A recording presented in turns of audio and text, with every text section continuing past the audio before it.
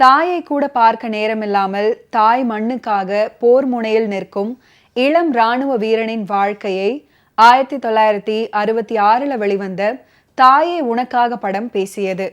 இந்தியாவுக்கு யுத்த நிதி திரட்டி தருவதற்காக எடுக்கப்பட்ட தாயே உனக்காக திரைப்படத்துல கேப்டன் சுவாமி கதாபாத்திரத்தை ஏற்று நடித்தாரு சிவாஜி அவர்கள்.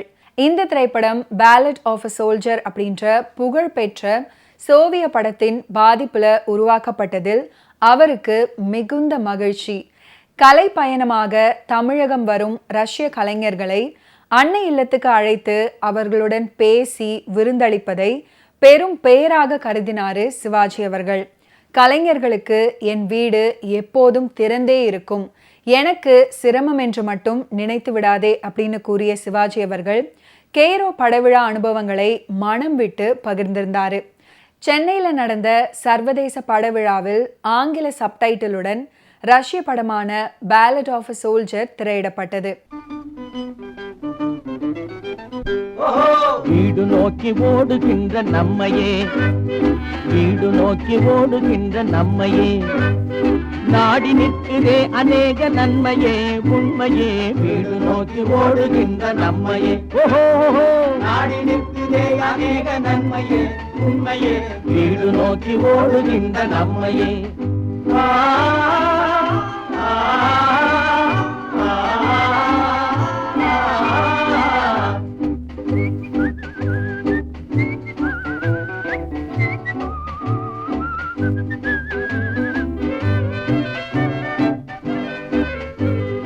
தேடுகின்ற தந்தை தாயை நேரிலே,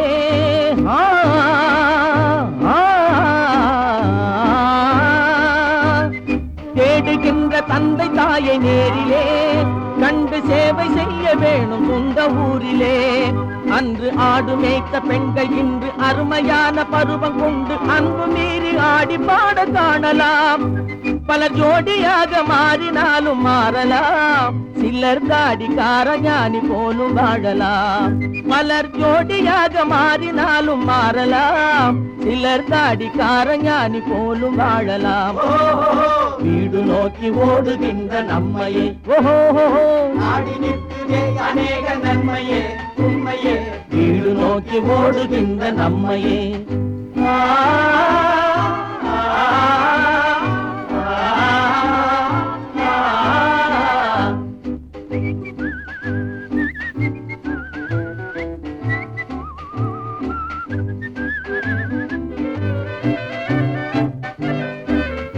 நாளை வீசும் நல்ல சோலை தென்றல் காற்றிலே,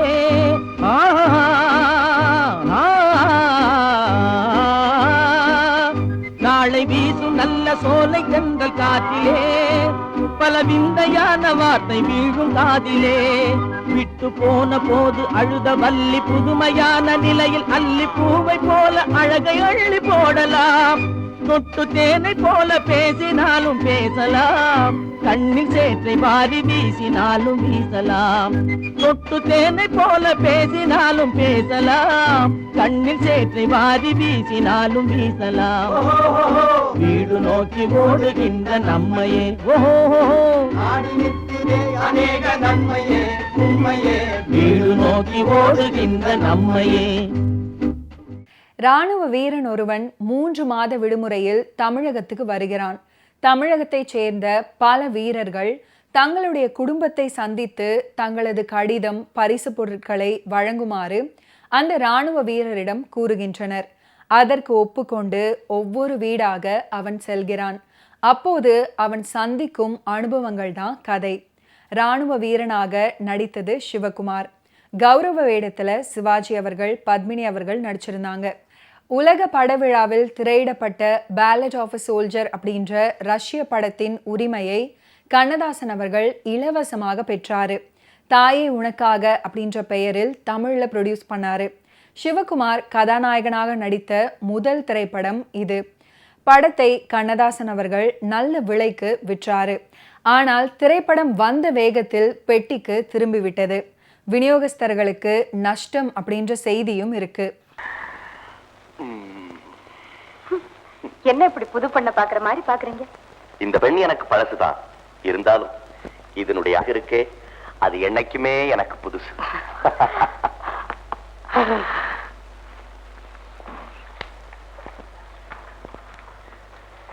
தேவி, இவர் எவ்வளவு பெரிய சுயநலக்காரர் தெரியுமா? ஏன்னா அவருடைய சௌரியத்துக்காக அவர் மனைவி எப்போதும் தலைமையிலேயே வச்சுக்கிட்டு இருக்கார். அவரால் படைக்கப்பட்ட மனிதர்களுக்கு மட்டும் அந்த சௌரியத்தை கொடுக்கறதுக்கு தவறிட்டார். கொடுத்திருந்தா இந்நேரம் உன்னை என் பாக்கெட்டுக்குள்ளேயோ இல்ல தொப்பிக்குள்ளேயோ வச்சு நேரா போர்க்களத்துக்கே கொண்டுட்டு போயிருப்பேன். அப்படி நீங்க சொல்ற மாதிரி எல்லாரும் செய்ய ஆரம்பிச்சா போர் முனையில உங்க சண்டை நடக்காது, பின்ன எங்க சண்டை தான் நடக்கும். அப்படின்னா எல்லார் தலைமையில இருக்கிற மனைவிமார்கள் எல்லாம் கீழே இறங்கி வந்து எதிரிங்க மனைவிமார்களோட சண்டை போட ஆரம்பிச்சிடுவாங்க. ஐயோ வேண்டாமா, எங்க சண்டையாவது ஐநா சபை தீர்த்து வச்சிரும், உங்க சண்டைய ஆண்டவனாலையும் தீர்த்து வைக்க முடியாது.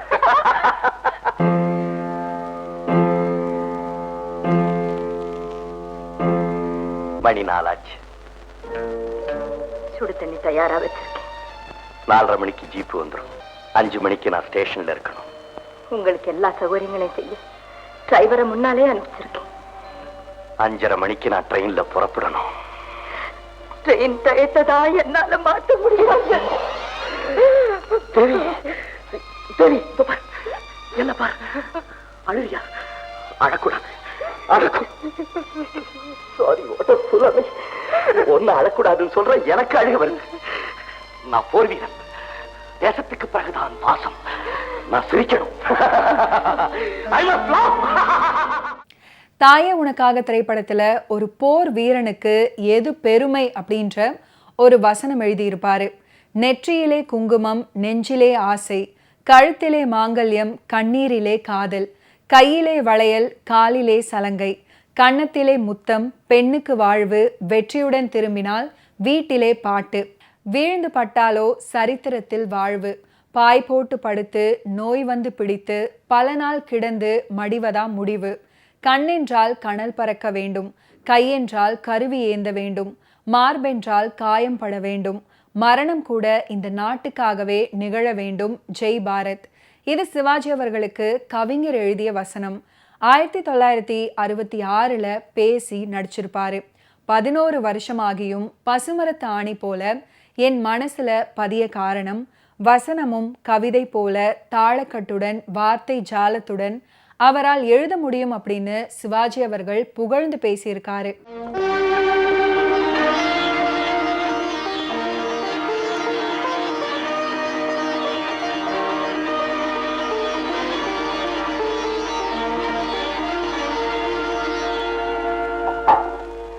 அன்னை பூமிக்கு வெற்றியே நிறைவதாக, இந்த சுதந்திரம் என்றும் நிலைப்பதாக. நெற்றியிலே குங்குமம், நெஞ்சிலே ஆசை, கழுத்திலே மாங்கல்யம், கண்ணிலே காதல், கையிலே வளையல், காலிலே சலங்கை, கன்னத்திலே முத்தம், பெண்ணுக்கு வாழ்வு, வெற்றியுடன் திரும்பினால் வீட்டிலே பாட்டு, வீண்டு பட்டாலோ சரித்திரத்தில் வாழ்வு, பாய் போட்டு படுத்து நோய் வந்து பிடித்து பல நாள் கிடந்து மடிவதா முடிவு, கண்ணென்றால் கனல் பறக்க வேண்டும், கையென்றால் கருவி ஏந்த வேண்டும், மார்பென்றால் காயம் பட வேண்டும், மரணம் கூட நாட்டுக்காகவே நிகழ வேண்டும்.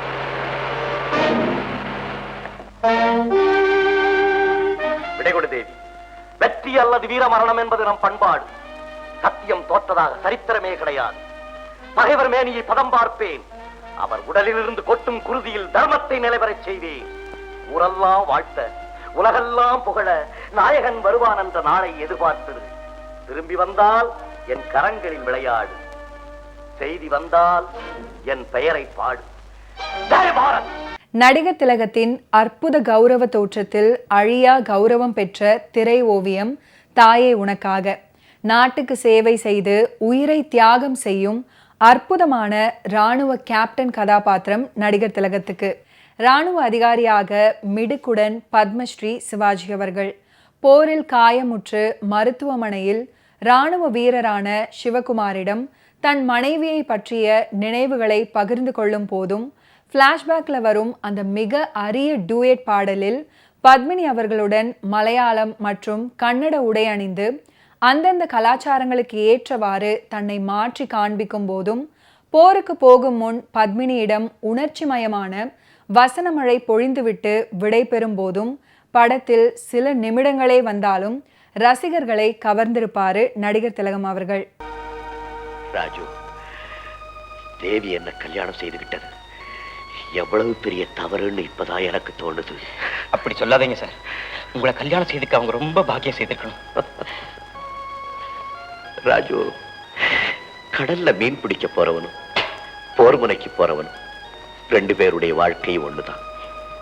மே return or may not return. திரும்பியும் வரலாம், திரும்பி வராமையும் போயிடலாம். சார் அப்படி சொல்லாதீங்க சார். தயவு செய்து அப்படி சொல்லாதீங்க. நீங்க நல்லா ஆயிடுவீங்க சார். நிச்சயமா குணமாயிடுவீங்க. உங்க மனைவி அவசியம் போய் பார்ப்பீங்க. எங்களை போல உங்க உயிரை காப்பாத்துன உங்களை தெய்வம் சத்தியமா கைவிடாது sir. Thank you for your prayer bye. Thank you. இதுல என் கார்டு இருக்கு பார். அதுல எங்க வீட்டு அட்ரஸ் இருக்கு. அஜந்தா. அஜந்தா, அதுதான் என் வீட்டின் பெயர். அங்கேதான் தேவி எனக்காக காத்துக்கிட்டு இருப்பா. நீ அவசியம் அவளை போய் பாரு. அவகிட்ட சொல்லு ராஜு. என்ன சார்? வாழ்க்கை பல பேருக்கு பெரும் காவியமா முடியுது, சில பேருக்கு சிறுகதையாவே முடிஞ்சு போயிடுது. என் வாழ்க்கை காவியமோ அல்லது சிறுகதையோ எதா இருந்தாலும் என் தேவிக்கே சமர்ப்பணம்னு சொல்லு.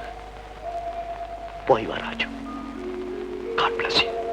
சீர்காழி கோவிந்தராஜன் அவர்கள் பாடிய கருநீல மலை மேலே தாய் இருந்தால் காஷ்மீர பனிமலையில் மகன் இருந்தான் அப்படின்ற ஒரு பாடல் அற்புதமான பாடல். அமைதி புறாவே அமைதி புறாவே அழைக்கின்றேன் உன்னை. பி. சுசீலாவின் இனிமை பொங்கும் குளுமை குரலில் ஒரு அருமையான மெலடி.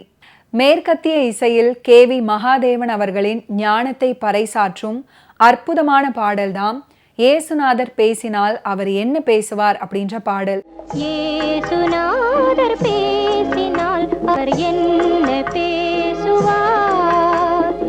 ஏழை நெஞ்சம் அமைதி கொள்ள என்ன கூறுவார்?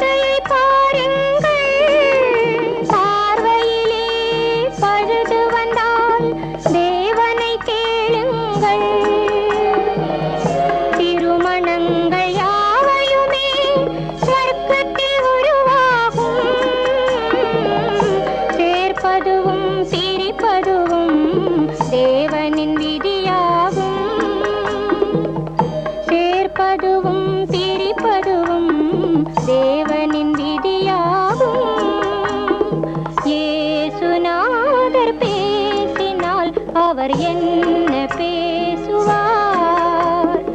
ஏழை நெஞ்சம் அமைதி கொள்ள என்ன கூறுவார்? இந்த படத்தை பொறுத்தவரை நடிகர் திலகத்தின் மிக சிறப்பான நடிப்பில் வெளியான திரைப்படம் என்றோ, மிக பெரிய வெற்றி படம் என்றோ, அதிகம் விமர்சிக்கப்படாத படம் என்றோ சொல்ல முடியாது. ஆனாலும் இந்த திரைப்படம் நடிகர் திலகத்தின் திரைப்பட வாழ்க்கையில் ஒரு மாறுதலை கொண்டு வந்த திரைப்படம் அப்படின்ற முறையில் குறிப்பிட்டு சொல்ல வேண்டிய திரைப்படம். அதுவரை கிட்டத்தட்ட 15 வருடங்கள் வரை நடிகர் திலகம் பல தரப்பட்ட வேடங்கள் பண்ணியிருந்தாலும் ஆக்ஷன் வேடங்கள் அப்படின்னு சொல்லப்படும் சண்டை காட்சிகள் இடம்பெறும் படங்களை அவர் செய்யவில்லை. அது தேவை அப்படின்னு அவர் நினைக்கவும் இல்லை. எம்ஜிஆர் படங்கள்ல அதுவே முக்கிய கவர்ச்சியாக இருந்த போதும் அது இங்கே இடம்பெறவில்லை. 1964, 65 காலகட்டத்தில் ஜெய்சங்கர், ரவிச்சந்திரன் அறிமுகமானதுக்கு அப்புறம் அவர்களது படங்கள்லையும் சண்டை காட்சிகள் இடம்பெற துவங்கின. அது மட்டுமல்ல, சின்ன சின்ன நடன அசைவுகளும் குறிப்பாக ட்விஸ்ட் டான்ஸ் பாடல் காட்சிகளில் இடம்பெற ஆரம்பித்தன. இளவயது நடிகர் திலகத்தின் ரசிகர்களுக்கு மனதளவில் இந்த விஷயம் ஒரு சின்ன ஏக்கமாக வளர ஆரம்பித்தது. ஓகே வியூவர்ஸ், இன்னைக்கு நிகழ்ச்சியில நடிகர் திலகம் சிவாஜி கணேசன் அவர்களுடைய ஃபிலிம் கெரியரில் நடந்த பல இன்ட்ரெஸ்டிங்கான விஷயங்களை நீங்கள் பார்த்து தெரிஞ்சிருப்பீங்க. மீண்டும் அடுத்தடுத்த எபிசோட்ஸில் சந்திப்போம். நன்றி, வணக்கம்.